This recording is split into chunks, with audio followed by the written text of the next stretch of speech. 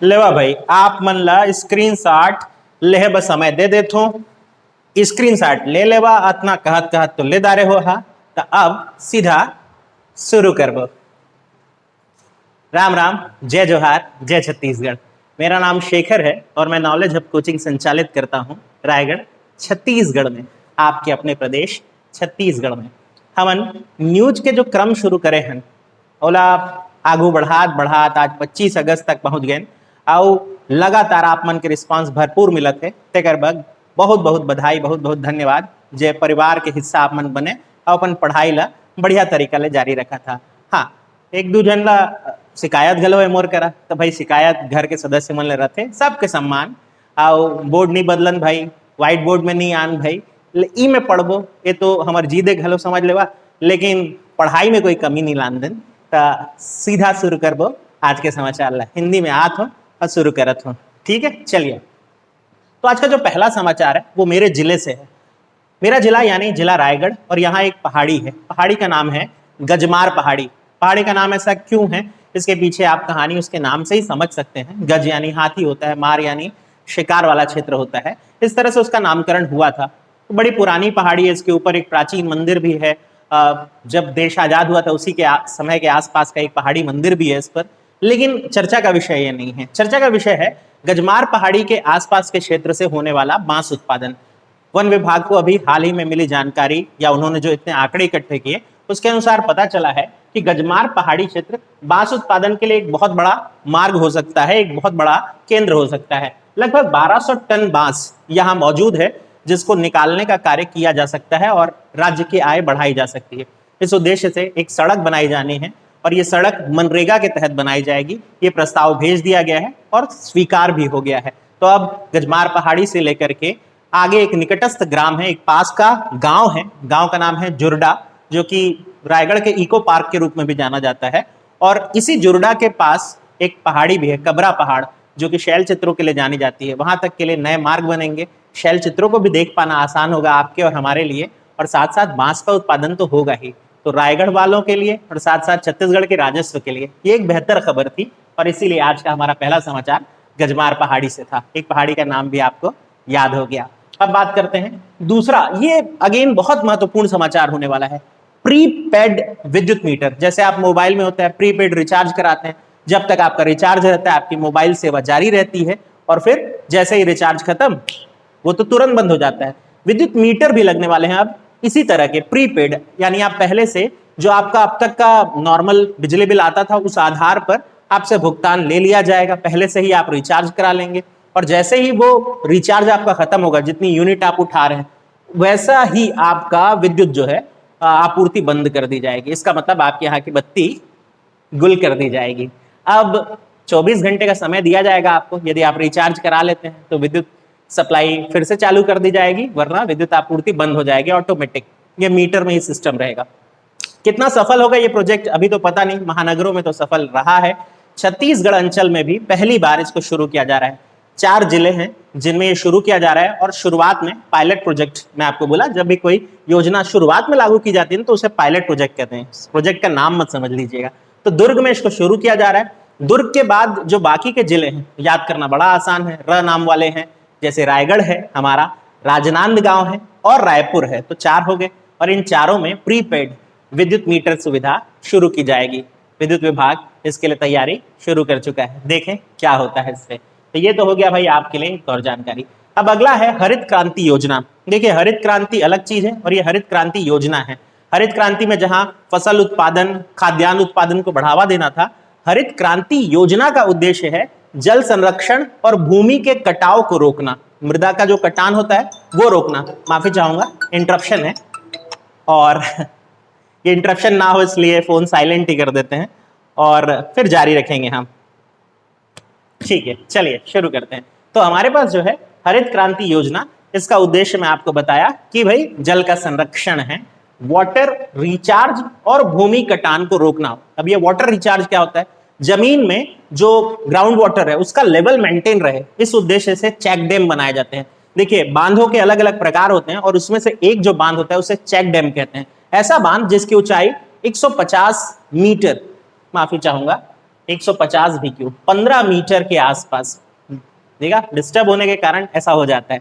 तो 15 मीटर का ऊंचाई का जो बांध होगा, छोटा सा बांध होता है, लेकिन उसके कारण उस क्षेत्र विशेष का जो है मृदा जल वो मेंटेन रहता है, वाटर लेवल मेंटेन रहता है। हैंडपंप्स वगैरह जो है वो सूखते नहीं है जल्दी, या वाटर लेवल एकदम से नीचे नहीं चला जाता। इसके साथ चेक डैम बनाने के कारण मृदा का जो कटान है तेज प्रवाह के कारण वो भी रुकता है। तो ये पहल की जा रही है राज्य सरकार के द्वारा, और इस साल यानी 2020-21 के लिए 65 चेक डैम बनाने का प्रस्ताव आया है, जिसमें सबसे ज्यादा दुर्ग में बनने वाले हैं। दुर्ग संभाग के भीतर 12 ऐसे संभाग क्यों, दुर्ग जिले की बात करते हैं, दुर्ग जिले के भीतर 12 ऐसे चेक डैम बनेंगे, और बाकी के 14 जो जिले हैं उनमें जो है ये 65 का जो प्रोजेक्ट आया है। बाकी का नाम आपको याद करने की जरूरत नहीं है, दुर्ग को भी नहीं याद करे तो भी चलेगा। 65 चेक डैम का प्रस्ताव ये याद रख सकते हैं।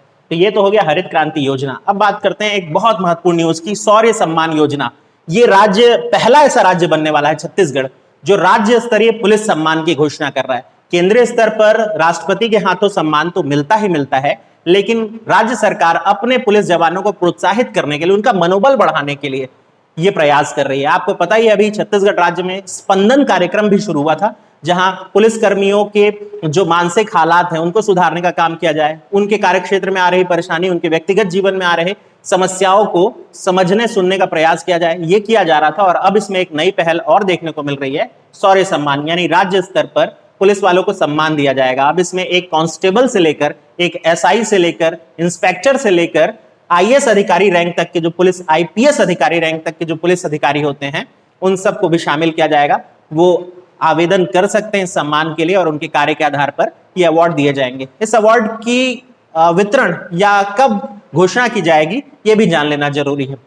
ये अवार्ड दिया जाएगा 10 दिसंबर के दिन, जो मानवाधिकार दिवस होता है ऐसा हम जानते हैं, लेकिन आप और हमें, चूंकि हम छत्तीसगढ़ वाले हैं, ये जानना चाहिए 10 दिसंबर वही दिन है जिस दिन जय स्तंभ चौक रायपुर में शहीद वीर नारायण सिंह जी को फांसी दी गई थी। तो हम इस नाम से याद रख लेते हैं, बलिदान दिवस के रूप में याद कर लेते हैं, और इसी दिन वो सम्मान दिया जाएगा। तो देखते हैं ये पहला सम्मान इस बार किसे किसे मिलता है। अभी ये लिस्ट आनी बाकी है। डीजीपी हैं जो रायगढ़ छत्तीसगढ़ के लिए, डीएम अवस्थी साहब, ये उनकी पहल है, उनको भी बधाई। अब बात करते हैं अगली न्यूज पर, चित्रकूट। चित्रकूट आपको पता ही है, जगदलपुर का एक बहुत महत्वपूर्ण टूरिज्म स्पॉट या टूरिस्ट केंद्र।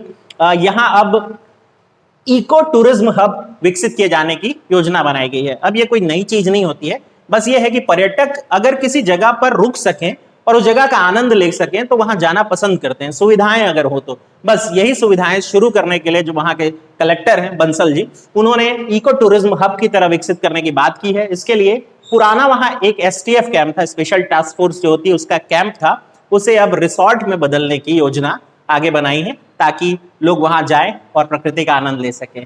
अब बात करते हैं एक छत्तीसगढ़ के इतिहास से जुड़े फैक्ट की, गोल बाजार। अब ये गोल बाजार हर जगह होते हैं, लेकिन ये वाला गोल बाजार जगदलपुर का है।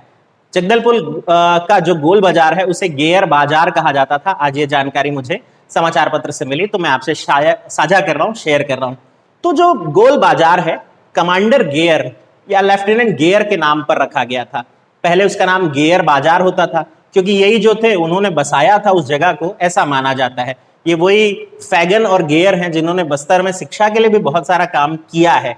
लेकिन कहानी में इससे थोड़ा आगे हट करके हम अपने लोगों को याद करते हैं। हम याद करते हैं बहुत महत्वपूर्ण दो व्यक्तियों को, एक भूमकाल विद्रोह के नेता के रूप में गुंडाधुर को, और दूसरे डेवरीधुर को। गुंडाधुर तो आप सब जानते हैं, डेवरीधुर का नाम अक्सर हम भूल जाते हैं, भुला दिया जाता है, लेकिन मैं आपको भूलने नहीं दूंगा। तो गुंडाधुर को आप जानते हैं, इनके नाम पर खेल सम्मान वगैरह सब दिया जाता है। डेवरीधुर को भी याद रखा जाए, इसके लिए आपको एक कहानी जाननी चाहिए। तो ये गोल बाजार जो है, वहाँ एक इमली का पेड़ है, और इसी इमली के पेड़ पर डेवरीधुर को लटका कर यातनाएं दी गई और बाद में उनकी मौत हुई। ये सब कुछ हो रहा था भूमकाल विद्रोह के दौरान। भूमकाल विद्रोह बस्तर के सबसे महान विद्रोह में से एक माना जाता है, जहां कालेंद्र सिंह जो बस्तर के उस समय दीवान थे, और उन्होंने सत्ता पलटने का प्रयास किया था, और बहुत साथ मिला उन्हें गुंडाधुर का, डेवरीधुर का, और लेकिन अपने ही लोग धोखेबाज निकले, और इनके मित्रों की ही सूचना के कारण दोनों गिरफ्तार भी कर लिए। अब थोड़ा सा आगे बढ़ते हैं और डेवरीधुर को मिलने वाली सजा को याद रखते हैं। इमली के उस पेड़ में उन्हें लटका करके यातनाएं दी गई और इसी सम्मान में इमली पेड़ जो वहाँ आज जीवित है उसे संरक्षित किया जा रहा है और डेवरी धूर के नाम पर याद किया जाता है। डेवरी धूर को लोग भुला न दें, इस उद्देश्य से धुरवा समाज जिससे वो आते थे या जिस समाज के वो हिस्सा रहे, उन्होंने मांग की है कि क्यों नहीं तोंगपाल पूसपाल क्षेत्र में उनकी एक प्रतिमा लगाई जाए। तो प्रतिमा आप ऐसे व्यक्तियों की लगाते हैं तो राज्य का सम्मान भी बढ़ता है। अब आपको पूसपाल बाजार बता दूं, ये जो जगह है यहीं से विद्रोह की शुरुआत हुई थी, ऐसा माना जाता है। भूमकाल विद्रोह का पहला जगह पूसपाल क्षेत्र था। तो इतिहास की भी साथ साथ पढ़ाई चल रही है। अच्छा, मैं आपको बता देना चाहूंगा, थोड़ा प्रचार कर देता हूँ। तो मेरी ऑनलाइन क्लास शुरू हो चुकी है, छत्तीसगढ़ का इतिहास उसमें मैं पढ़ा रहा हूँ। प्राचीन इतिहास अभी हम पढ़ रहे हैं, प्राइवेट लिंक भेजी जा रही है जो ऑनलाइन सब्सक्राइब कर रखे हैं उन्हें। तो जिनको जुड़ना हो मुझसे संपर्क कर सकते हैं, नीचे व्हाट्सएप नंबर डिस्क्रिप्शन में आपको मिल जाएगा।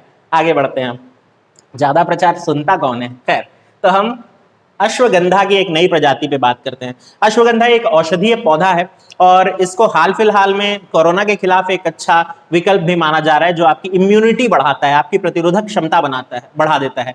इसी क्रम में छत्तीसगढ़ का जो इंदिरा गांधी कृषि विश्वविद्यालय है उसने एक नई खोज की है और एक नई प्रजाति विकसित की है अश्वगंधा की। इस प्रजाति जिसका नाम छत्तीसगढ़ अश्वगंधा वन रखा गया है, इसमें कैंसर रोधी तत्व हैं, साथ ही वायरस रोधी तत्व भी पाए जा रहे हैं, ये बताया जा रहा है। तो उपलब्धि है छत्तीसगढ़ राज्य के लिए। हालांकि छत्तीसगढ़ पहले भी अश्वगंधा की खेती करता रहा है J20 नाम से, लेकिन J20 से भी 17% अधिक ज्यादा कारगर साबित होगी छत्तीसगढ़ अश्वगंधा वन।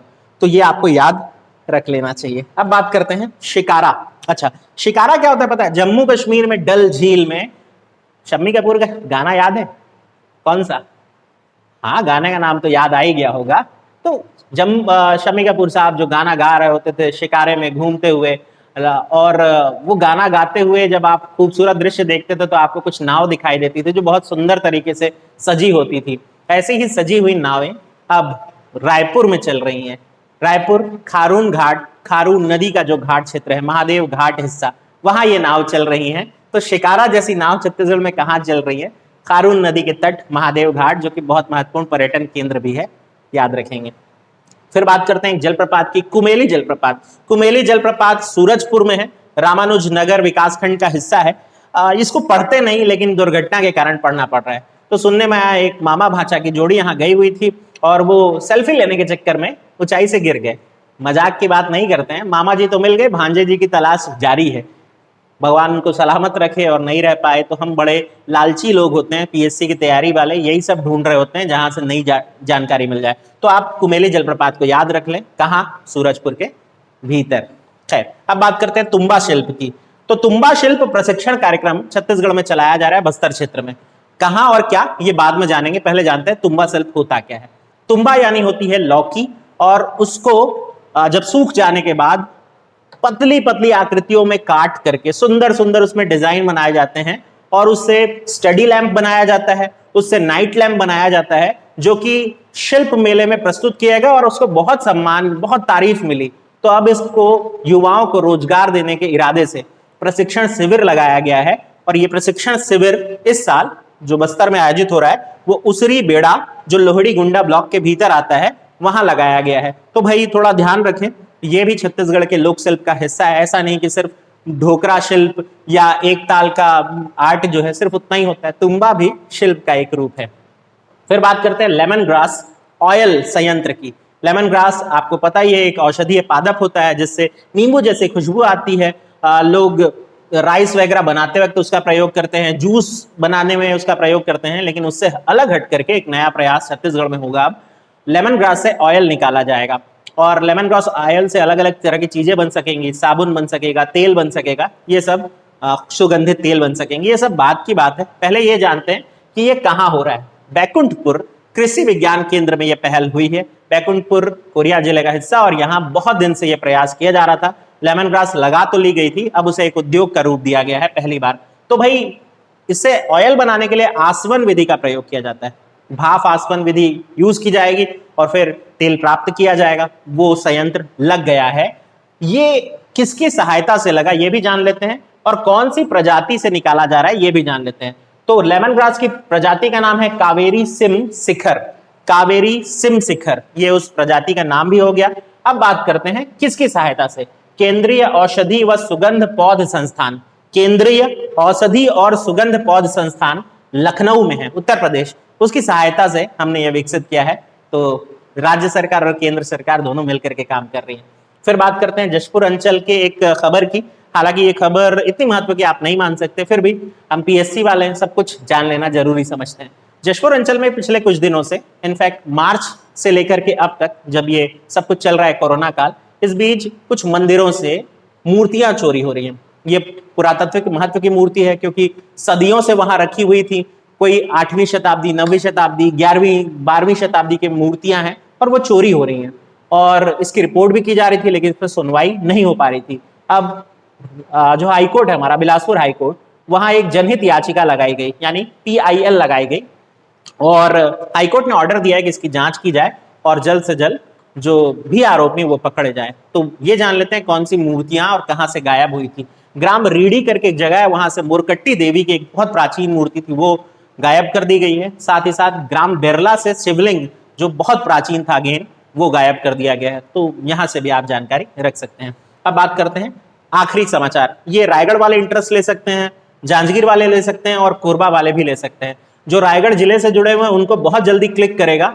अगर मैं एक छोटी सी बात बताऊं, अगर आप कलेक्ट्रेट परिसर पे जाएंगे, जो रायगढ़ जिला का कलेक्ट्रेट परिसर है, आपको वहां की हरियाली याद होगी। सड़क के दोनों किनारे बहुत सुंदर वृक्षारोपण हुआ था और बहुत सुंदर गुलमोहर के पेड़ लगे हुए थे। अचानक वो सब सूख गए। ये समाचार बहुत चर्चा में आया। इसके सूख जाने का कारण है ये कीट, जिसका नाम है सेमी लूपर कीट। कहते हैं सेमी लूपर कीट नमी में पैदा होता है, 2 से 3 दिन, ज्यादा से ज्यादा 4 दिन इसका जीवन काल रहता है, और ये पूरे जीवन में सिर्फ खाता है, पत्तियां पूरी की पूरी खा जाता है, और इस तरह से पेड़ों को वो सिर्फ डगालियों में बदल करके चला जाता है। अब उसका जीवन चक्र खत्म हो जाता है, इसी में वो प्रजनन भी कर लेता है और अपनी संख्या बढ़ा भी लेता है। ये प्रॉब्लम आई है कहाँ, जिला रायगढ़ में, जिला जांजगीर में और जिला कोरबा में। लगातार जो पेड़ पौधे हैं वो सूखने की कगार पर पहुंच गए हैं। फिर चाहे वो रोज गार्डन का एरिया हो, रायगढ़ के कलेक्ट्रेट परिसर हो, या कोरबा का वन क्षेत्र हो, या जांजगीर का वन क्षेत्र हो। तो जानकारी चाहे छोटी हो बड़ी हो, मैं आप तक लेकर के आता रहूंगा। आपको क्या करना है, चैनल सब्सक्राइब कर लिए रहना है, और अगर कर लिए हैं तो दोस्तों को बताएं और उनसे शेयर करें। इतना करें यार मेरे लिए। बाकी नीचे लाइक का बटन है, दबाना है आपको, और कमेंट करें कैसा लग रहा है ये अनुभव। तो चलिए मुलाकात करेंगे अगले न्यूज वीडियो में। तब तक के लिए ध्यान रखिए अपना और अपनों का।